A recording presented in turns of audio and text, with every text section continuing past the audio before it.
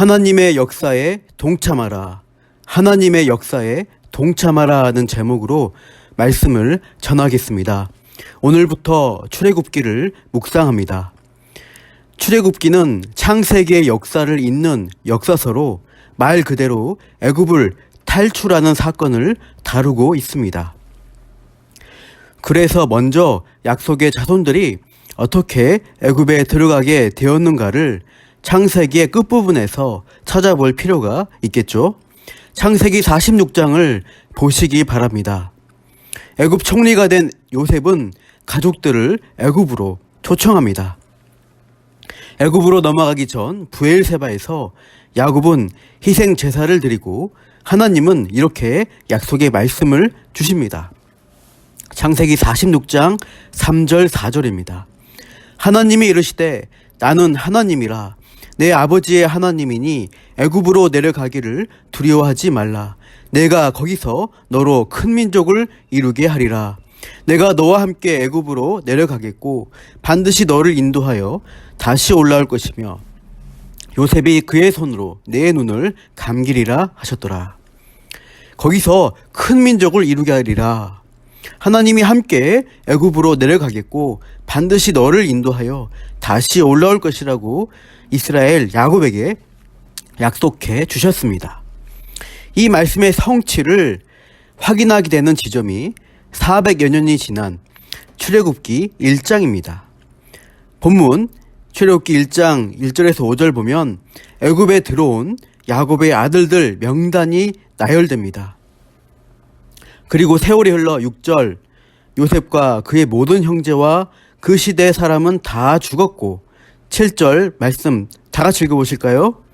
이스라엘 자손은 생육하고 불어나 번성하고 매우 강하여 온 땅에 가득하게 되었더라. 하나님의 말씀대로 야곱 이스라엘 자손은 번성하여 큰 민족을 이루게 되었습니다. 약속이 성취된 것입니다. 아브람 때부터 주셨던 너로 큰 민족을 이루고 내게 복을 주어 내 이름을 창대하게 하겠다는 그 약속을 실제로 이루어 주신 것입니다. 그런데 이스라엘 자손이 번성하는 동안에 애굽의 정국이 바뀌었습니다. 8절 이후 보시면 요셉을 알지 못하는 새 왕이 일어나 애굽을 다스렸다고 합니다. 고대 애굽의 왕조가 총 31왕조까지나 있습니다. 이집트 왕조가 수천 년을 이어오면서 30번 넘게 왕조가 바뀌어 온 것이죠. 출애굽기 때도 요셉이 총리 재직하던 시절 이스라엘의 친화적이던 왕조는 무너지고 이제 요셉을 인정하지 않는 새로운 왕조가 들어선 것입니다.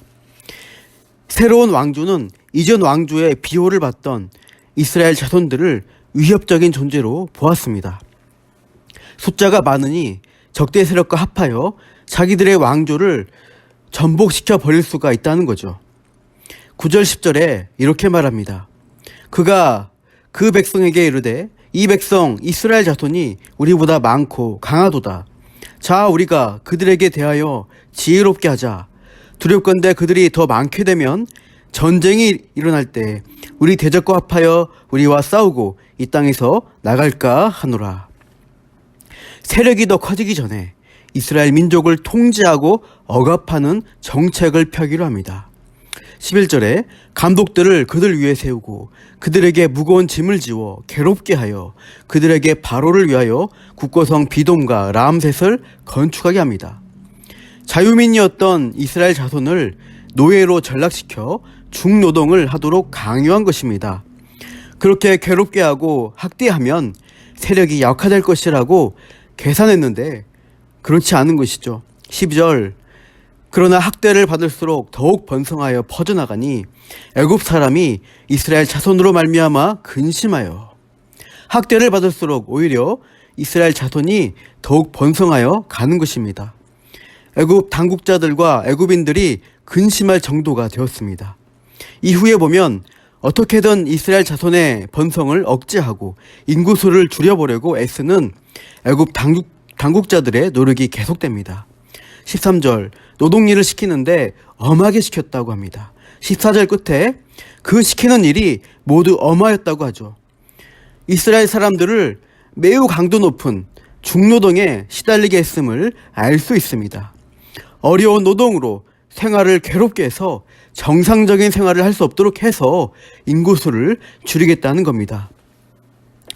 그래서 이어서 15절 이후에 보면 이제는 노골적으로 가나나이 살해 계획을 시도합니다. 애굽 왕이 히브리 산파 십부라와 부하를 불러서 명령합니다. 16절 너희는 히브리 여인을 위하여 해산을 도울 때 그 자리를 살펴서 아들이거든 그를 죽이고 딸이거든 살려두라. 장차 싸움하고 힘쓸 수 있는 위험 요소가 될 남자 아기들을 살해하도록 지시하는 겁니다. 그러나 산파들은 어떻게 합니까? 바로의 명령에 따르는가요? 아니죠. 17절 말씀 다 같이 읽어보실까요? 그러나 산파들이 하나님을 두려워하여 애굽 왕의 명령을 어기고 남자 아기들을 살린지라. 히브리 산파들은 세상 권력자 애굽 왕보다 하나님을 더 두려워했습니다. 21절에 산파들이 하나님을 경외했다고 표현합니다. 산파인 십부라 부하는 하나님을 경외하는 신앙인이었습니다. 하나님의 뜻과 하나님의 계획에 반하는 자리에 서면 안 된다는 것을 분명히 알고 있었기에 애굽 왕의 명을 어겨 반역죄로 몰릴 수 있음에도 이스라엘 남자 아기들을 살려내는 선택과 결단을 했습니다. 굉장한 용기입니다. 하나님의 뜻에 동참하겠다는 믿음의 결단을 나타낸 것입니다. 애굽 왕의 뜻대로 이스라엘 남아들이 죽지 않자 바로가 산파들을 부르죠. 18절 하반절 너희가 어찌하여 이같이 남자 아기들을 살렸느냐? 이들이 왜 내 명령에 반하여 남자 아기들을 살렸냐고 추궁하는 거죠. 네, 당신 명령을 따를 수 없습니다. 담대히 말할 수 있겠지만 그렇게 하면 명령 불복종으로 곧바로 처형입니다. 이 위기 상황에서 산파들은 지혜롭게도 다른 변명으로 둘러댑니다. 19절 산파가 바로에게 대답하되 히브리 여인은 애굽 여인과 같지 아니하고 건장하여 산파가 그들에게 이르기 전에 해산하였더이다 하매 애굽 여인과 다르게 히브리 여인이 건장하다. 한마디로 매우 건강해서 산파가 도착하기도 전에 아기를 해산해 버리기 때문에 자기들이 어떻게 할 수 없었다는 변명입니다. 어떻게 보면 변명인데 애굽 왕은 수긍하고 넘어갑니다. 애굽 여자보다 이스라엘 여자들이 다산하는 것은 사실이었기도 하고 노동으로 육체가 단련된 측면도 있었다고 할 수 있겠죠. 그러나 폭군 같은 왕의 권세 앞에서 하나님을 경외하며 믿음으로 도전하는 자에게 하나님이 은혜를 주시는 측면이 더 크다고 봐야 합니다. 예를 들어 다니엘이 바벨론 제국을 일으킨 느부갓네살 왕의 명령에 지혜롭게 대처한 일도 그렇습니다. 다니엘과 친구들은 바벨론의 포로로 잡혀왔습니다. 그들에게 요구된 일이 무엇입니까? 왕이 지정해준 음식과 포도주를 마시고 바벨론의 학문을 배워서 3년 후 왕 앞에서 신체적, 지성적, 영적 탁월함을 나타내야 하는 시험 무대가 그들에게 주어진 것입니다. 그러나 다니엘은 우상 제물로 드려졌을 음식과 고기, 포도주를 신앙 양심상 거부하기로 뜻을 정했습니다. 일개 포로가 감히 왕의 명령을 거부하다니 인간적으로 있을 수 없는 일을 실현시키기 위해 다니엘과 친구들은 얼마나 기도했을까요? 그리고 담당 환관장에게 찾아가 지혜롭게 요구합니다. 열흘 동안 저희를 테스트해 보십시오. 채식과 물을 먹고 우리의 용모가 어떻게 될지 보라고 담대하게 요청하고 그것이 선하게 응답이 되었죠. 그 일 가운데 가장 큰 일은 하나님께서 그 환관장에게 은혜와 긍휼을 얻게 하셨다고 말씀하고 있습니다. 하나님을 경외하고 믿음으로 행하는 자에게 하나님이 도우시는 역사가 함께하는 것입니다. 마찬가지로 산파들에게도 이스라엘을 번성케 하시려는 하나님의 뜻에 순종하여 믿음으로 행했을 때 그들의 변명이 바로에게 통하게 되는 은혜를 부어주셨다고 할 수 있겠습니다. 이렇게 하나님의 은혜를 경험한 산파들에게 무슨 결과가 주어지는가? 21절 하반절, 하나님이 그들의 집안을 흥왕하게 하신지라. 하나님을 경외한 산파들의 집안을 흥왕케 해주셨습니다. 멸문당할 수도 있는 위기에서도 믿음으로 행한 산파들에게 하나님은 그 집안을 더 번성케 하는 결과를 허락하셨습니다. 마찬가지로 큰 그림에서 애굽의 온갖 박해와 방해에도 불구하고 번성케 하리라는 하나님의 약속이 주어져 있었던 이스라엘 백성들에게 무슨 결과가 주어집니까? 7절에서 생육하고 불어나 번성하고 매우 강하여졌다고 합니다. 12절 학대 받을수록 더욱 번성했다고 하죠. 20절 산파들의 믿음의 행위로 인해 그 백성은 번성하고 매우 강해졌다고 기록하고 있습니다. 사람의 뜻으로 하나님의 계획을 막을 수가 없습니다. 하나님의 뜻대로 모든 일들이 이루어지고야 마는 것입니다. 그러나 세상 왕 권력자들은 자기들이 세상 모든 일의 주관자라고 생각하고 교만해져서 하나님의 뜻을 거스를 때가 많습니다. 정치적 위협 요소를 제거하겠다고 이스라엘 자손들을 억압했고 교묘하게 아기를 죽이려고 시도했습니다. 그러나 하나님의 역사로 또 하나님의 역사에 동참한 믿음의 사람들로 인해 하나님 나라의 일은 거침없이 이루어지는 것을 볼 수 있습니다. 22절의 바로는 여전히 자기 뜻을 굽히지 않고 남자 아기들을 나일강에 던져 죽이라는 잔혹한 명령을 내리며 하나님의 뜻을 거스르는데 앞장섭니다. 그러나 결과는 어떻게 되나요?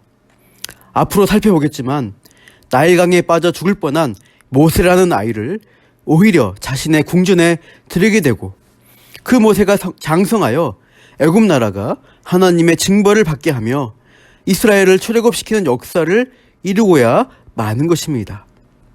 끝까지 강팍하게 하나님의 뜻에 도전한 바로의 집안은 어떻게 되나요? 하나님을 경외한 산파들의 집안이 흥왕케 된 것과 반대로 바로의 집안은 쑥대밭이 됩니다. 자기 왕이 되어야 할 바로의 장자가 죽게 되고 바로가 믿고 의지했던 그의 군대는 홍해에 수장됩니다.